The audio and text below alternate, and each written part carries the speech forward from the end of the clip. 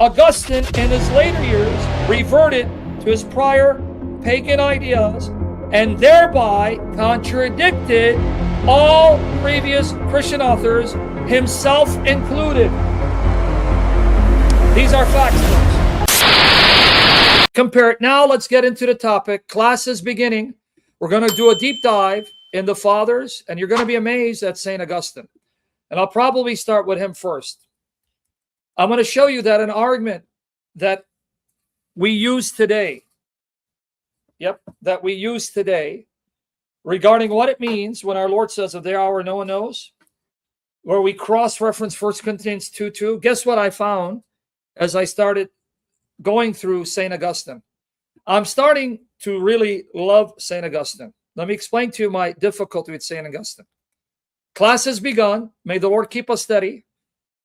Quality over quantity. We're going to get rid of bastards and fake tools of Satan. May God bring their curses on them. The curse that they bring on me, Lord Jesus, repay them, crush their mouth, these maggots, dogs of Satan, who are spiritual whores who do not know you, and forgive them when you rebuke them, and have mercy on me and pity me, Lord. Please don't hand me over. Okay. My problems with St. Augustine started once I left Calvinism. Okay, I need you to focus now. You know the rules. Respect the rules so that I can respect you. All right? NewAdvent.org has all the fathers. All right, I need you to listen. When I left Calvinism, when I saw that Calvinism is from the pit of hell, all the Calvinists, starting with John Calvin, Martin Luther, who wasn't a Calvinist, let me say Reformed theology, the theology of the Reformers, because not all Reformed Christians are Calvinists. Keep that in mind. Lutherans, they are Reformed, but they're not Calvinists, right? Too much to navigate and follow.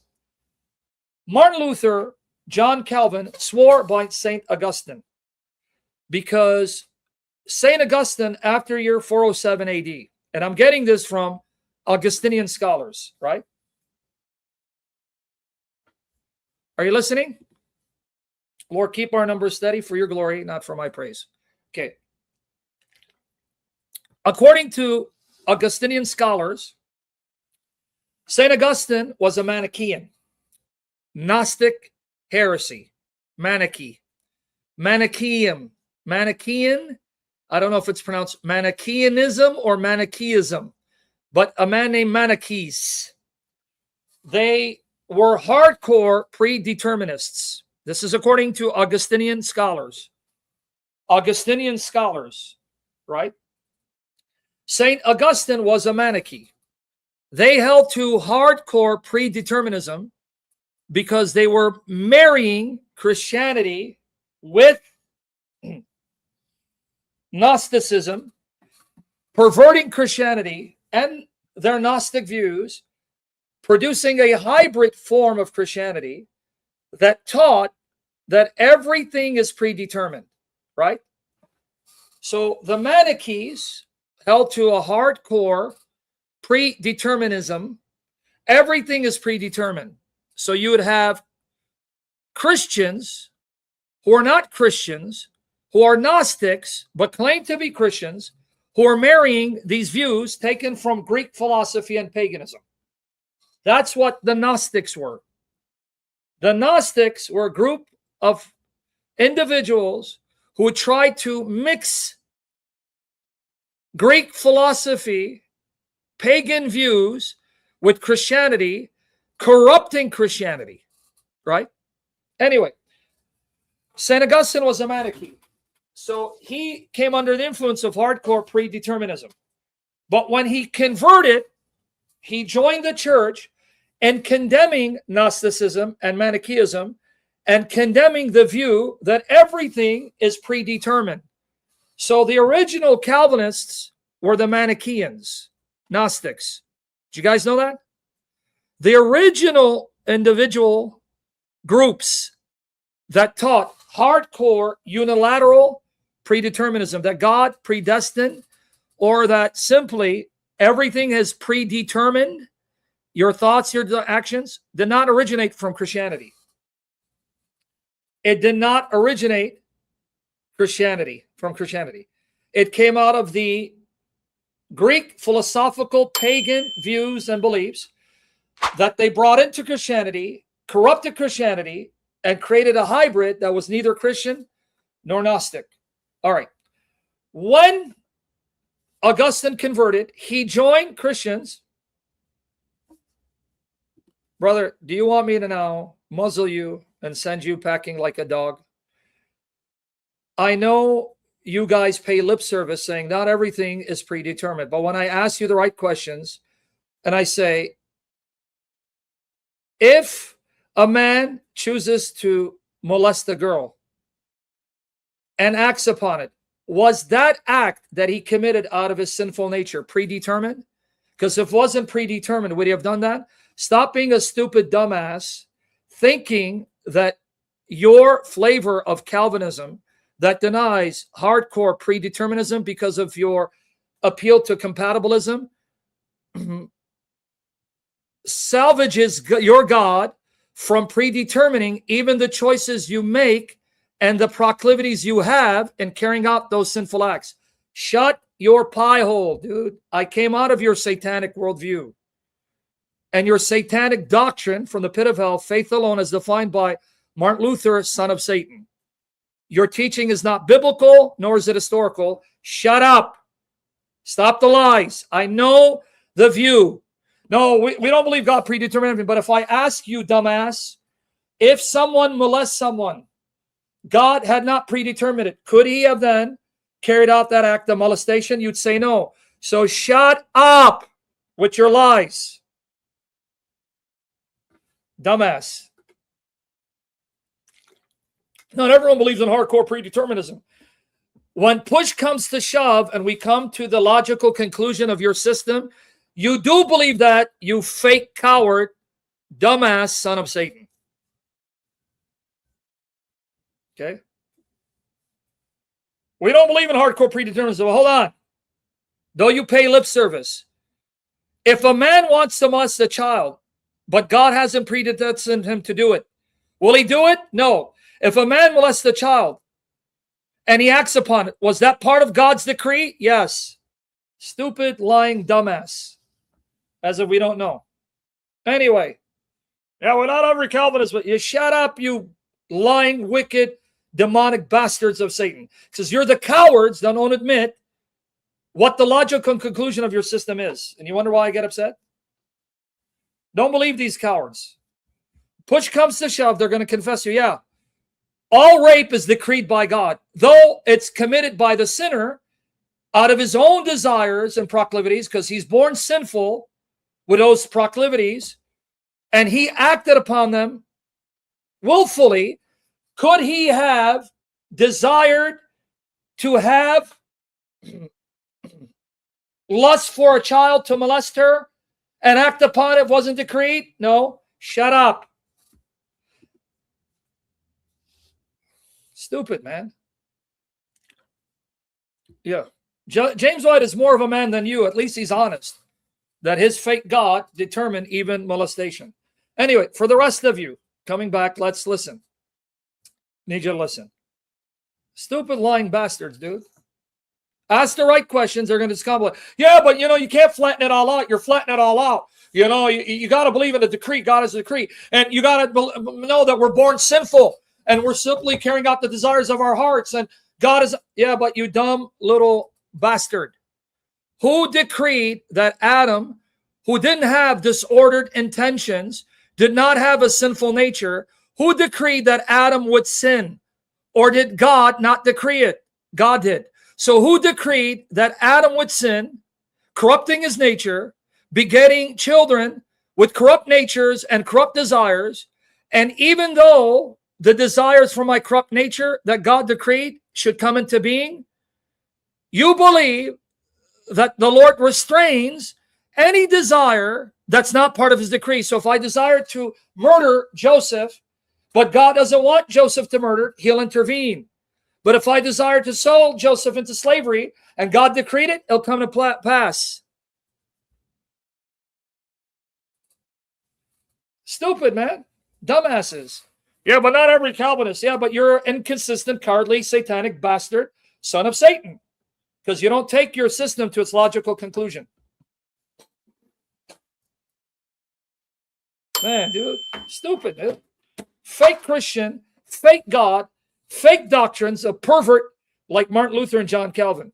Anyway, you guys listen, Lord, keep us steady. And Lord, bless them for your glory. Yeah. Yeah, I've heard it all, brother. I've heard it all. And I try to rationalize it. Yeah, but God hasn't, we don't believe that God has unilaterally predetermined. Yes, you do, you lying bastard. Because someone cannot molest or kill or murder if it wasn't decreed by God. Anyway, coming back to the issue. According to Augustinian scholars, and I'll give you a link, you can watch this. Augustinian scholars.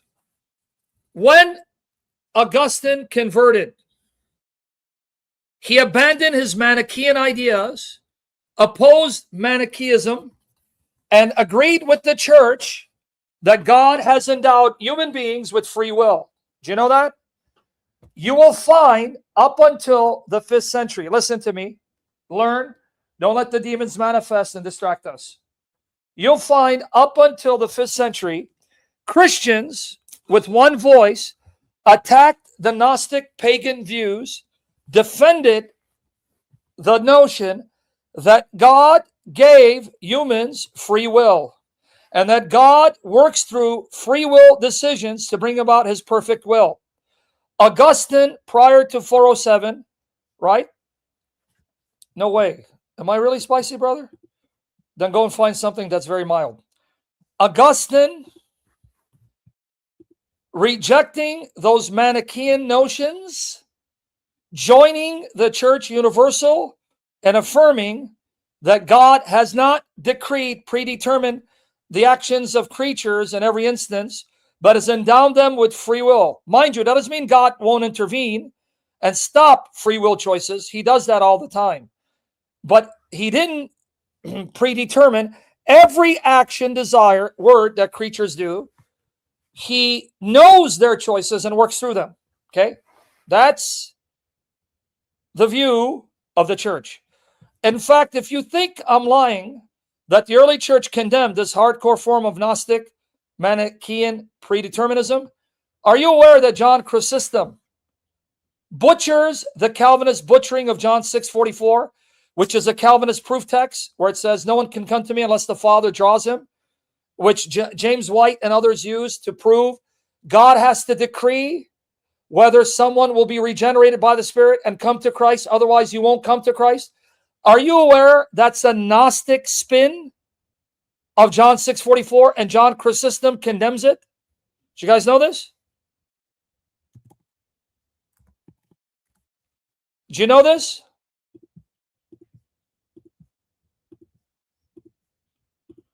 Do you know that interpretation by James White was a Gnostic interpretation, not a Christian interpretation of John 6:44, condemned by John Chrysostom?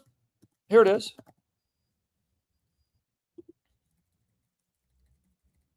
He says, the Gnostics run to this text to prove their hardcore predeterminism.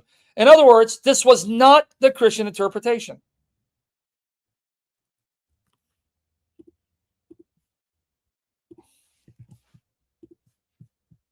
Do you guys know this or no? Here you go. Here's the link. Guys, here it is. Watch here. Put in Gnostic. John 6:44. Hold on. Here you go. Who butchers John 6:44 to teach James White's theology? The Manichaeans, the Gnostics. Here it is, black and white. I didn't make it up here. That tells you James White, John Calvin, they're Gnostic Manichaean heretics. There it is. No man can come unto me except the Father who sent me draw him. The Manichaeans spring upon these words, saying that nothing lies in our own power. You see that? That's James White's interpretation of the text. For if a man comes to him, says someone, what need is there of drawing? That's exactly James White's interpretation of the text. If you can come to God, why does God need to draw you? Because you don't have it within yourself to come to God, to Christ. But who interpreted that way? Not the Christians, the Manichaeans. Look what Chrysostom says. But the words do not take away our free will. You see that? No. This is no solace for you to deny we have free will, but show that we greatly need assistance. In other words, all it shows is that because we are tainted by sin, impaired by sin, God will energize us to choose to submit. But it's not unilateral that if he draws you, you can't resist. You see what he's saying? And he implies not an unwilling comer, but one enjoying much succor. In other words, saying he's not bringing someone who doesn't want to come. He sees the desires of the heart of the person who wants to come, but he's impaired by sin, and then he enables him to act on his desire. And here John Chrysostom has in mind Romans 7, 12 to 25. You see that? Then he shows also the manner in which he draws, for that men may not again form any material of God, he adds. You see that?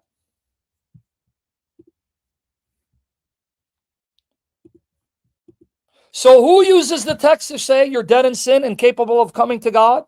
And it's God who freely chooses to draw whom he wants to himself? Manichaeans.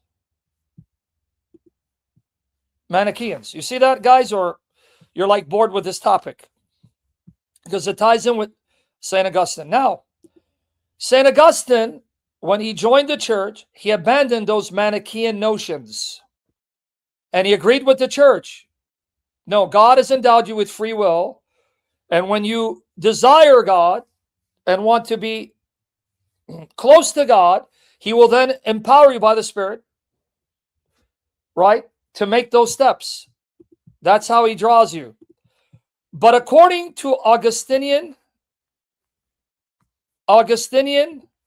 scholars, not me, Augustinian scholars, when he debated Pelagius after 407 AD, and there's a scholar who studied St. Augustine, because I think in his retractions, I haven't read it. I have the book, Calvinism, right here.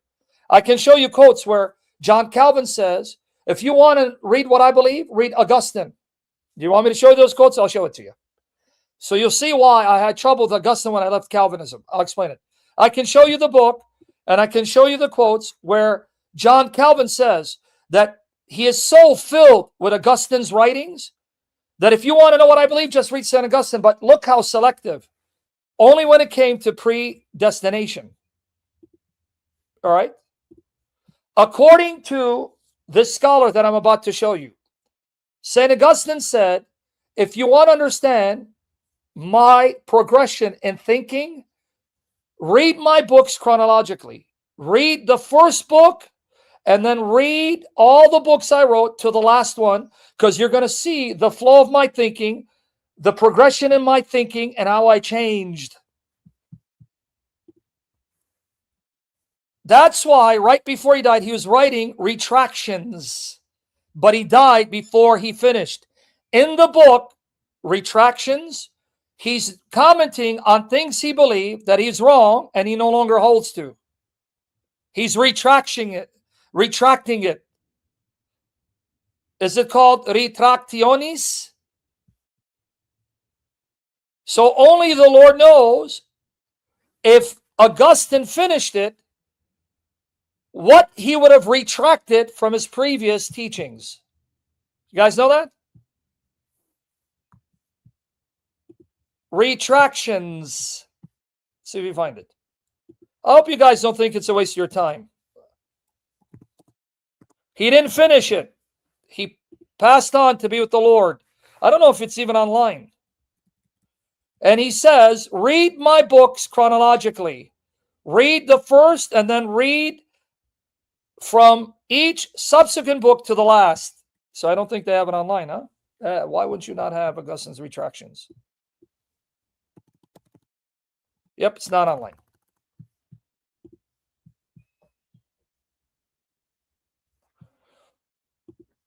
Divine Mercy, you with me? Let me know, guys. Fact check me. I'm not perfect. I'm more perfect than divine, but nonetheless, I'm not. But here is where I learned this. Soteriology 101. Soteriology 101. If you want one of the best sites, Destroying Calvinism and showing the Augustinian influence on the reformers, go right here. Okay. Calvinist scholars. We're going to play a clip. Augustine.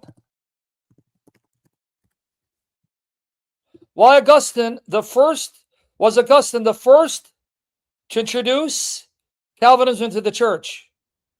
Is Calvinism a form of Gnosticism? What is Calvinism? Calvinism goes the first 400 years. Let me see if he does it here. Lorraine Butner. I hope you're not bored with this. Let me know honestly. I'll go into something else because I'm here to be used of the Spirit to serve you. May the Spirit work through me. There you go. Just put in, right? Augustine, and you'll see Lorraine. Let's say Lorraine. Let me see. Hold on. Come on, you dirty monkey. Trying to find the clip. All right, Boatner. Hold on. This is the gentleman here. This gentleman is an Augustinian scholar. He read Augustine in Latin, and he wrote his dissertation on Augustine, Ken Wilson. And he challenged James White to debate him on Augustinians, predeterminism, before 407 and after. Want the links to this? Ken Wilson. Ken Wilson. He wrote Augustine. He read Augustine in Latin. And he read all his works chronologically like Augustine said to do. And he wrote his dissertation on Augustine and how Augustine influenced the church in regards to predestination. There he is. This is him. This is him. Here's the other link. Fascinating. And he said, Augustine wrote, read my books chronologically. Read my books chronologically to see the flow of my thought and the progression in my beliefs. Augustine changed over time.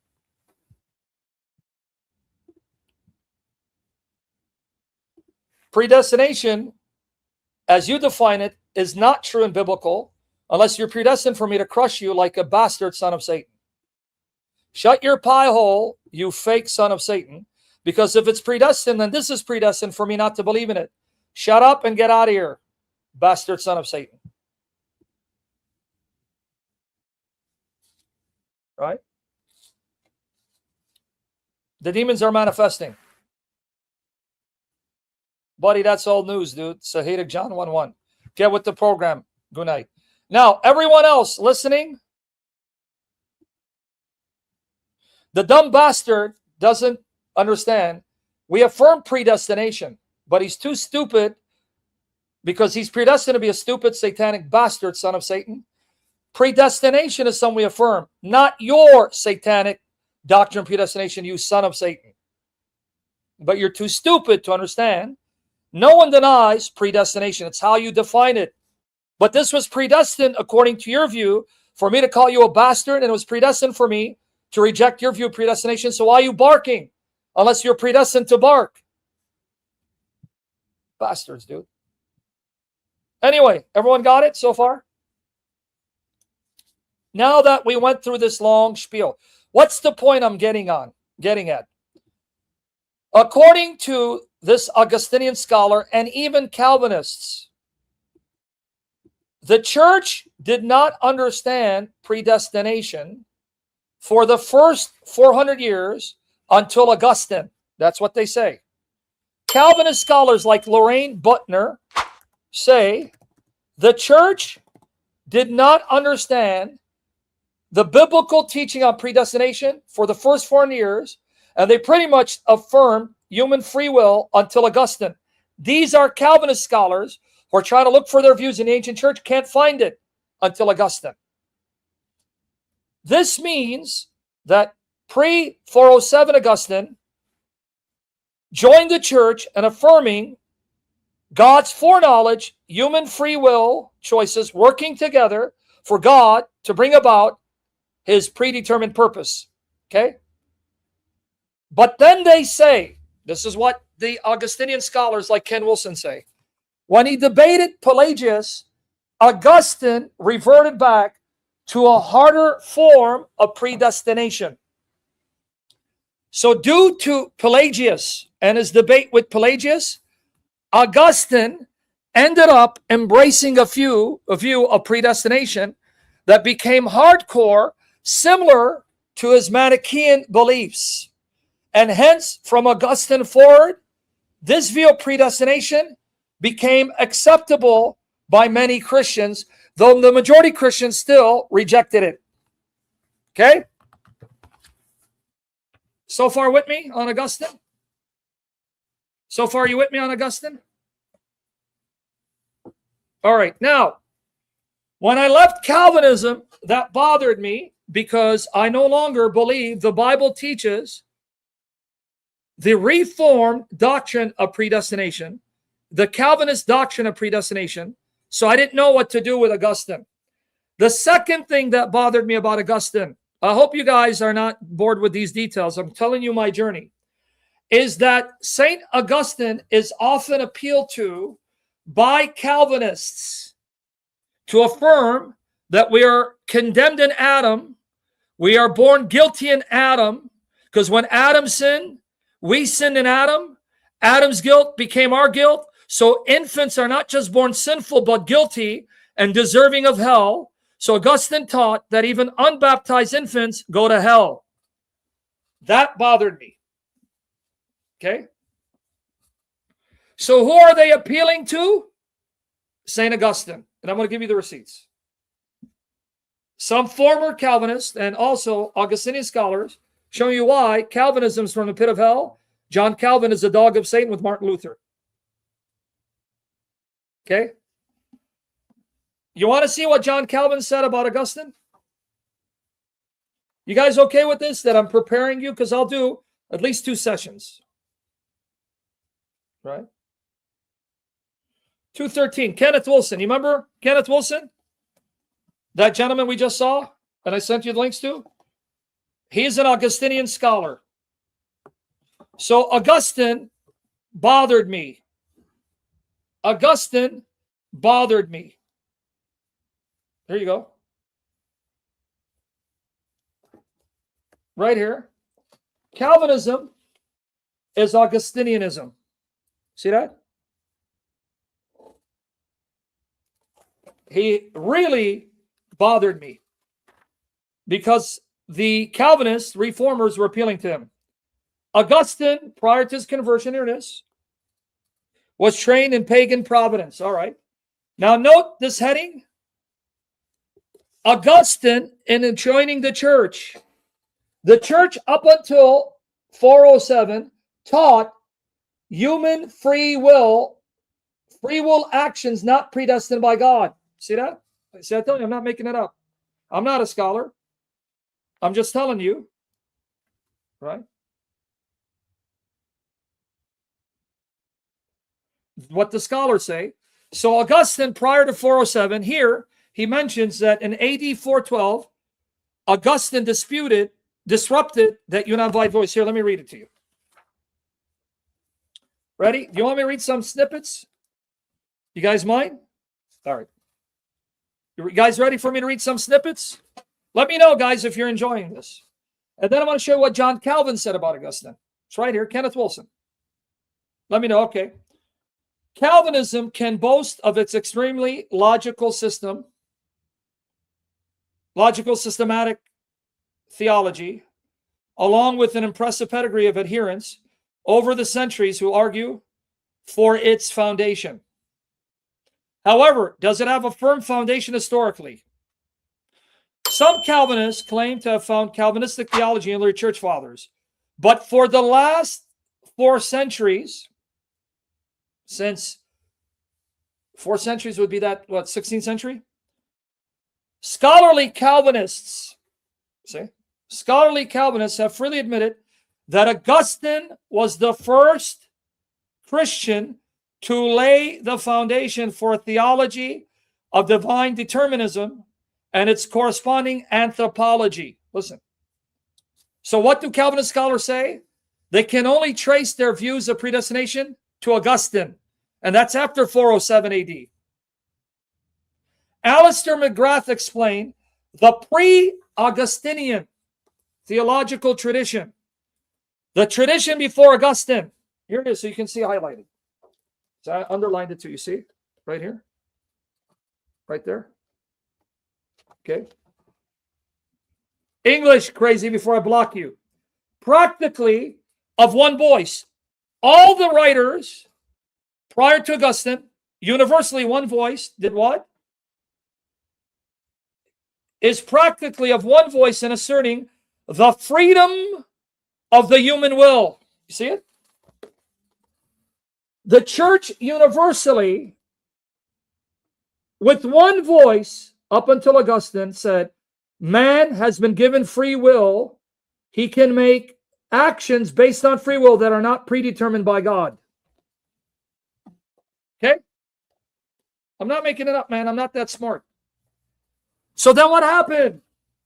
Well, Augustine changed his view. All right. Here's another one. Let me read.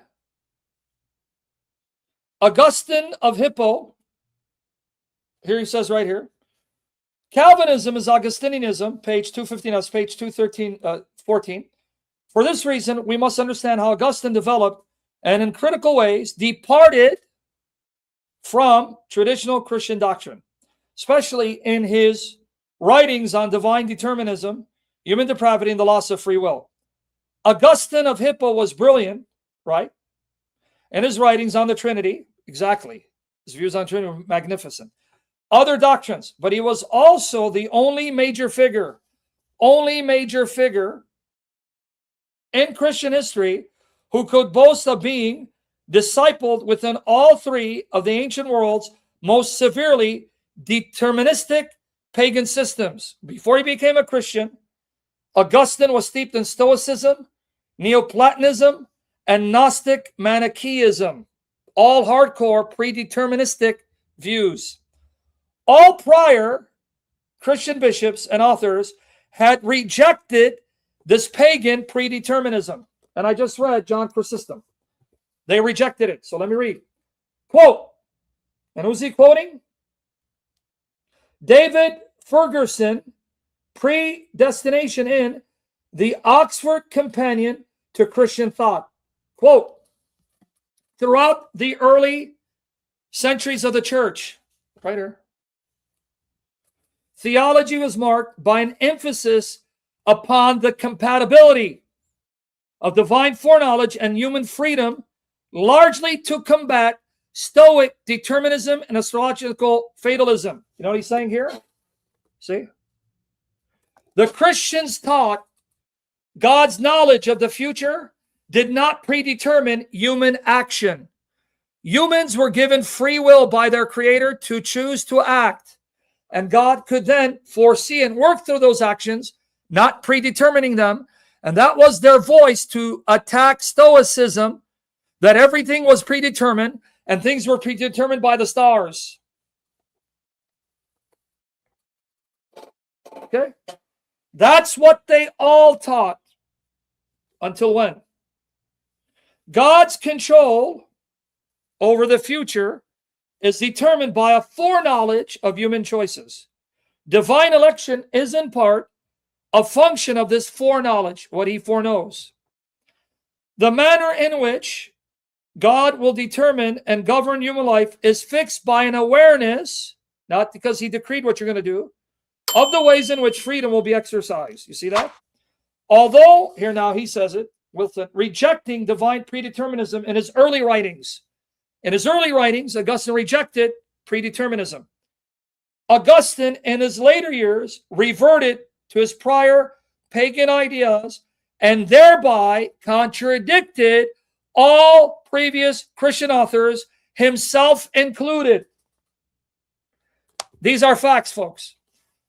Augustine, before 407, he says 412, agreed with the church against hardcore predeterminism. After 407, in the writings from 412 on, he then affirmed it. What are you going to do?